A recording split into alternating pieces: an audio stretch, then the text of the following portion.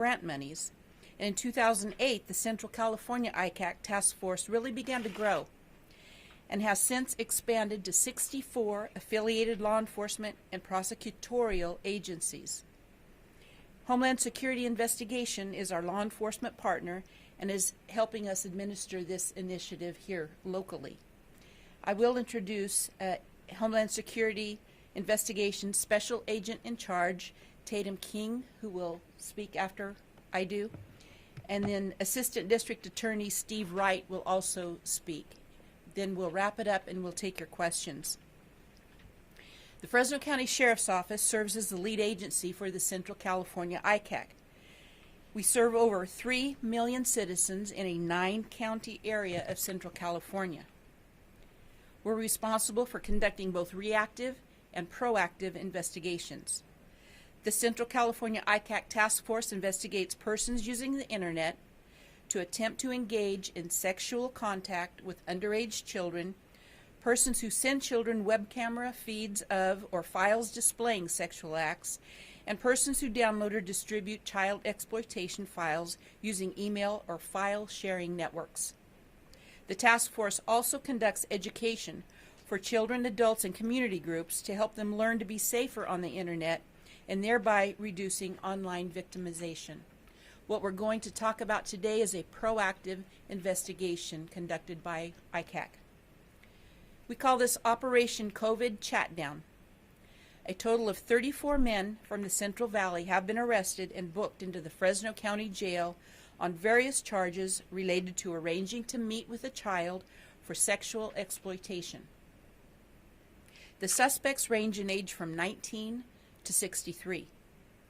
The arrests are a result of the undercover Operation COVID Chatdown, which was conducted by the Central California ICAC from July 20th to August 2nd of 2020.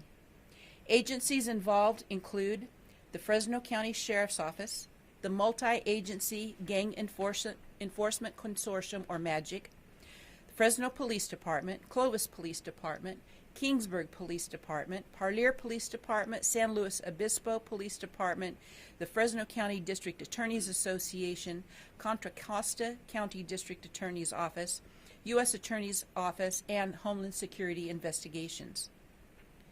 Due to the COVID-19 pandemic, Internet usage has increased across the country with people of all ages. Children in particular have engaged more with people through social media sites due to school closures and a reduction in extracurricular activities. A potential danger of being online more is an encounter with a sexual predator who is seeking relationships with children. To combat the problem, detectives with the ICAC Task Force and special agents with HSI constructed a proactive operation to identify, contact, and arrest anyone who may be trying to target a child for sexual purposes.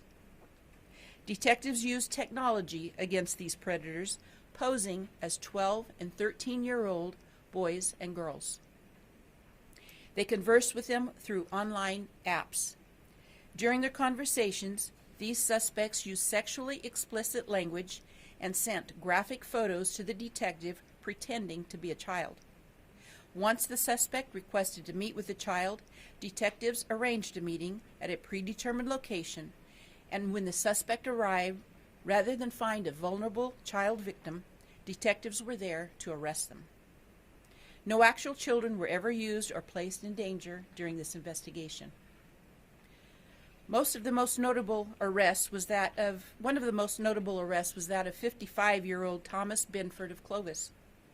Binford is a registered sex offender who was previously arrested for sexually assaulting a child.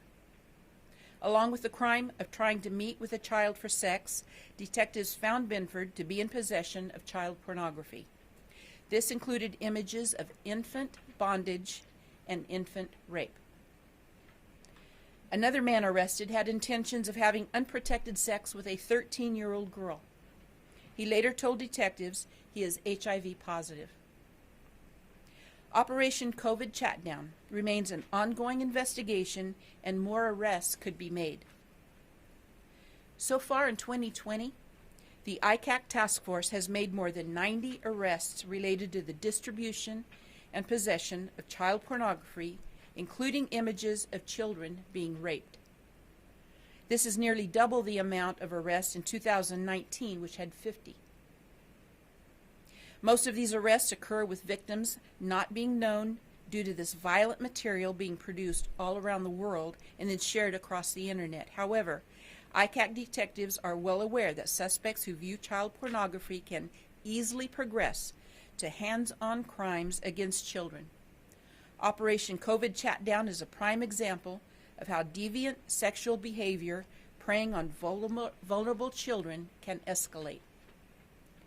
What we are looking for with the display of the suspects in this case are additional victims. We believe that there are more victims other than the ones that our detectives pretended to be. We believe there are real children victims out there, and we are encouraging the public to contact us so that we can identify and hold those people responsible accountable. I would like to recommend to our communities to be vigilant when it comes to visiting websites and social media outlets. Parents should monitor the children's internet usage and be aware of the software apps that they're using. Parents should keep the dialogue open with their children in order to build trust. Online predators often pretend to be someone else in order to lure their victims in and take advantage of them. They are master manipulators. Even though it's gratifying to catch these criminals that we're talking about today, I can't help but think about who are we missing?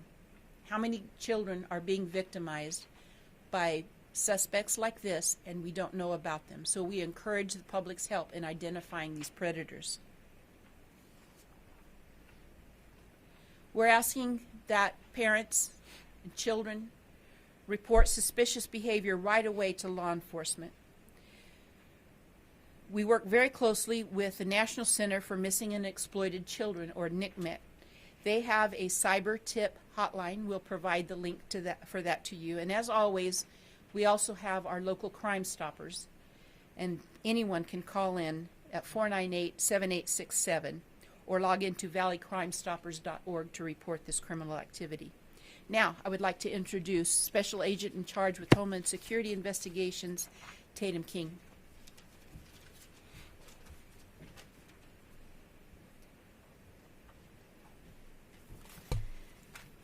Thank you, Sheriff Mims, Mr. Wright, partner agencies, news media, and community members.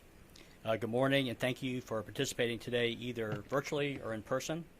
My name is Tatum King, and I represent the men and women of Homeland Security Investigations in Northern California and the Central Valley.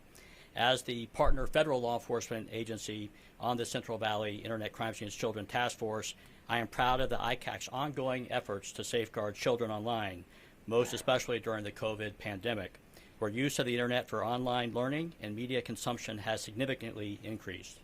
Unfortunately, criminals are exploiting this new reality.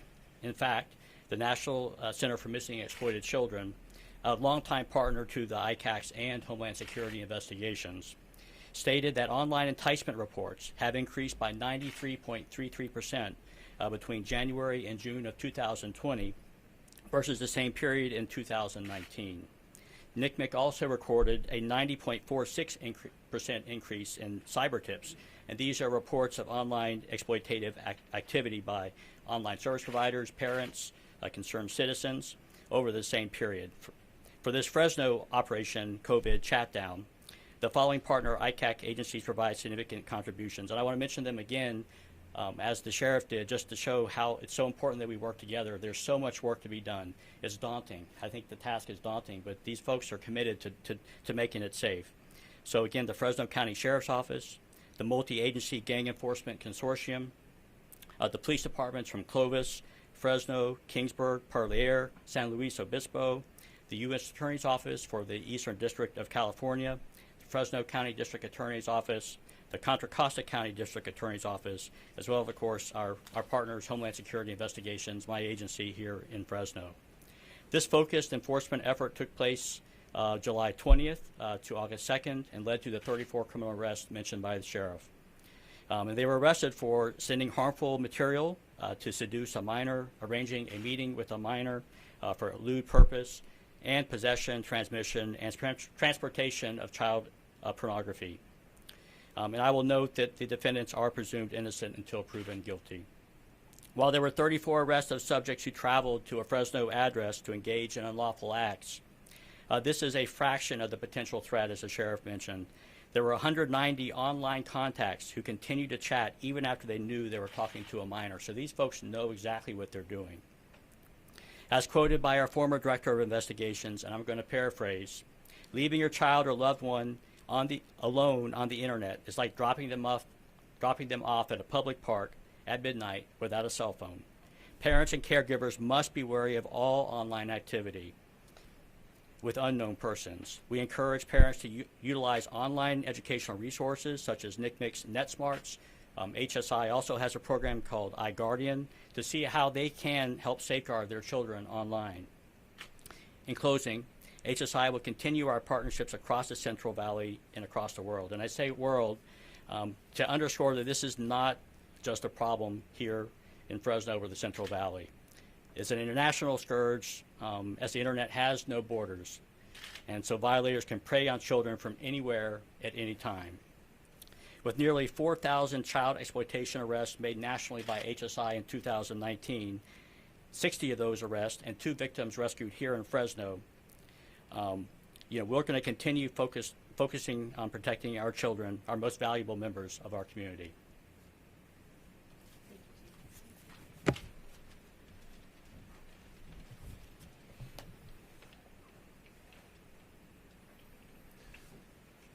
Thank you everyone for being here. My name is Steve Wright. I'm an Assistant District Attorney with the Fresno County District Attorney's Office.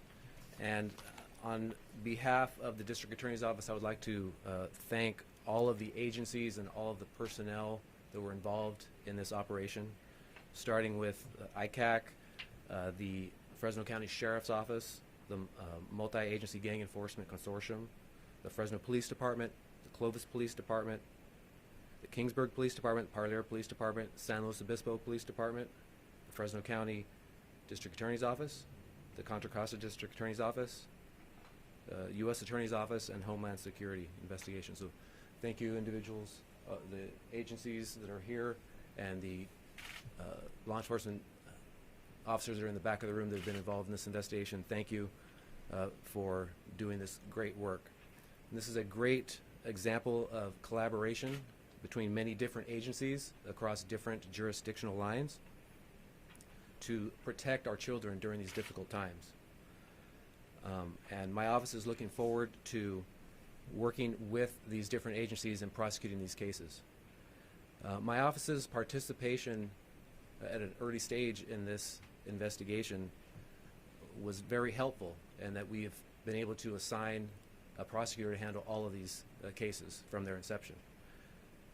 Deputy District Attorney Caitlin Drake from our Sexual Assault and Child Abuse Unit has been assigned, and she will be responsible for reviewing all these cases and handling their prosecutions in the office. You've heard this morning that there were 34 individuals arrested here in Fresno County. Of those 34 cases, 32 of them have been submitted to my office for review and prosecution, and we anticipate the other 2 should be submitted to my office at some time later today, by the end of the day today. Of the 32 cases that have been submitted and reviewed, 12 so far have been reviewed and had criminal charges filed with the Superior Court. Felony complaints have been filed on 12 individuals. Those individuals have been to court and have been arraigned.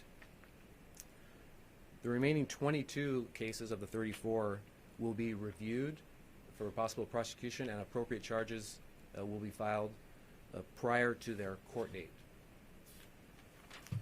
The charges that are being considered and being filed as a part of this investigation are contacting a minor with the intent to commit a sexual offense.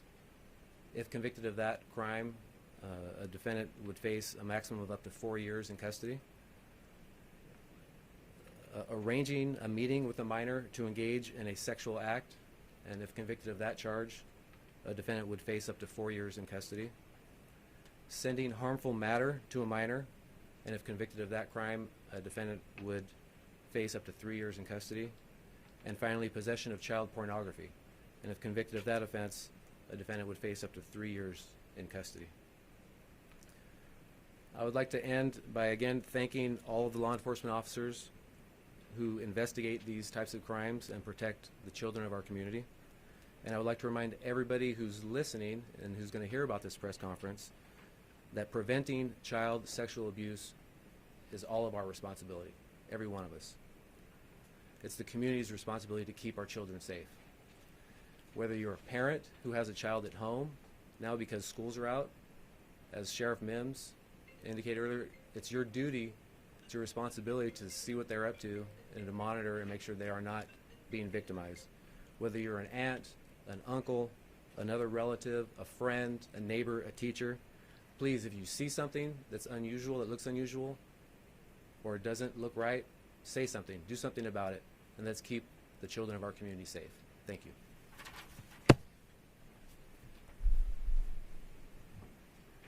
Thank you, Steve. I do want to recognize and commend the investigators that are responsible for investigating these crimes. Lieutenant Purcell is here, Sergeant Chad Stokes is here, and their folks. Can you imagine having to day after day after day investigate these crimes where they're looking at horrific images and talking to really despicable suspects with what their desires are as they want to complete their crimes? And it might be shocking to the general public when we talk about these suspects who want to engage in infant bondage and infant rape. I mean, you got to be kidding me. These people are out there. They're real. They exist. And they're looking for your children and your grandchildren to exploit. We're working hard to keep that from happening, and I appreciate everybody up here that is helping us do that and keep our kids safe. So with that, I'll take any questions that you have. Will any of these men be able to bond out once they're arrested? Bail will be set per our bail schedule. We do have the ability to enhance that bail by approaching the bench and asking the judge to enhance the bail. But yes, there is a bail schedule, and if they can meet that bond, they can bail out. And the district attorney, you mentioned that the maximum anyone would face is 14 years for the 4 crimes that they could be charged with right now. Actually, 2 of the offenses carry a maximum punishment of up to 4 years, and 2 of them carry a maximum of up to 3 years.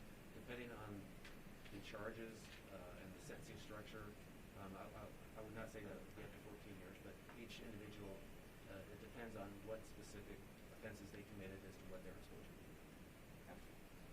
And remember, in our state system, they get day-for-day credit. So they will actually do 50% of whatever they're sentenced to. Sheriff Mims, it mentions more than 90 have been arrested this year alone. Do you have an exact number of how many were arrested this year? We can get the exact number. Okay, but that's To you. including these 32. Yes. And then it also says it nearly doubles last year. Is that year to date, or is that the entire It was 2019? the entire year. It was the entire year last year, that the 50, and so far we are nearly double that just for this year. Y'all also mentioned that there were 190 people who continued with their contact even after they knew they were speaking with a minor. What fell short so that those people wouldn't be prosecuted as well? Now, there are certain standards, but some the overt acts and statements that people have to do to rise to the level of the prosecutions, and so far we just don't have that on everybody. I will mention that all of the meeting, the sexual acts, knowing that these suspects are talking to 12 and 13-year-olds, those overt acts are committed by the suspect. They aren't encouraged by the so-called victims in this. The victims posed our detectives posed as children, like 12 and 13-year-old little boys and girls. They didn't do anything, make any acts to encourage statements by the suspects. The suspects were looking specifically for kids to sexually exploit, and that's what happened. Yes. What was the average age of the victims in this case, of the people that they were contacting? Well, they were posing, our detectives were posing as 12 and 13-year-old boys and girls. So remember, we didn't actually have real children in this investigation that were involved. These were detectives that were posing as 12 and 13-year-olds. What kind of strategy are using these men to get the attention of the child? What kind of what? The strategy. So they are Yeah. using fake pictures to what kind of I know it's an Sure. ongoing investigation, but Many of these suspects use pictures. Many of them weren't accurate to what they really looked like. For instance, they would send pornography to the kids to break down their resistance. They are preying on the boredom of the kids who are saying, "Look, I'm bored. I'm at home. I can't join my baseball team. I have to stay home. Only thing I can do is be online. I'm bored." And the suspects were taking advantage of that. Sheriff, is there a possibility these criminals could be put on $0 bail, or are they going to be staying in jail? They do not qualify for $0 bail. can we say what kind of apps? Facebook, Snapchat. Oh. Yeah, we're not going to mention the specific apps that were being used. However, it's social media apps that are commonly used, and kids know about them. Have tactics changed at all? Like, are they still kind of doing the same things that say they did in 2019, or in this year have they kind of changed their act at all? Well, our detectives realized that with kids being online more during this COVID pandemic, that more children were vulnerable, and so they used that to pretend to be children and say they were bored during the pandemic. And again, I want to emphasize, these are only the ones we know about. I'm sure there are more kids out there who are being exploited, and that's what we're looking for. We're looking for additional victims so that we can hold not only these suspects but even more accountable for what they do. Did any women reach out to these detectives? Yeah, we don't have any women suspects, no. Some of them has like injuries in their face. Yeah. They were fighting. They don't want to read it. Or what? Yeah, there are. You can see some visible injuries on the suspects. So one of the tactics that we had to use during what we call a takedown is to prevent them from destruction of evidence, for instance, on their cell phones. And sometimes we had to use some force to stop them from destroying that evidence, and that's the result. You mentioned a few, or at least one of the men arrested had been in jail for similar crimes before, had been arrested for similar crimes before. Do you know, like, a general recidivism rate for child sex predators? You know, I don't. I know that for true pedophiles, the recidivism rate is going to be higher. We're not talking about an 18-year-old and a 16-year-old dating relationship here. We're talking about true pedophiles, people who will prey on very young, most of the time preteen boys and girls. And the recidivism rate there is higher. I don't have the exact number, but it's higher than other sexual assaulters. Any other questions?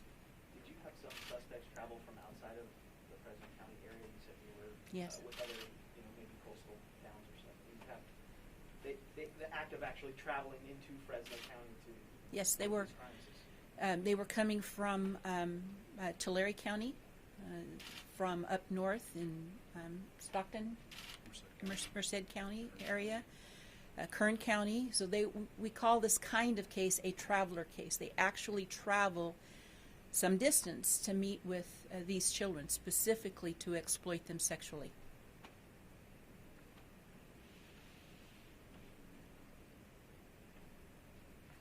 Any other questions? Thank you all for being here and help us get the word out on looking for additional victims that we might be able to save more kids. Thank you all. Thank you.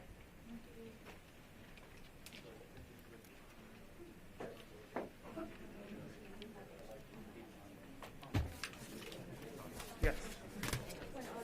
Want to go back to our briefing room? Yeah, I think we're going to be able to arrange that.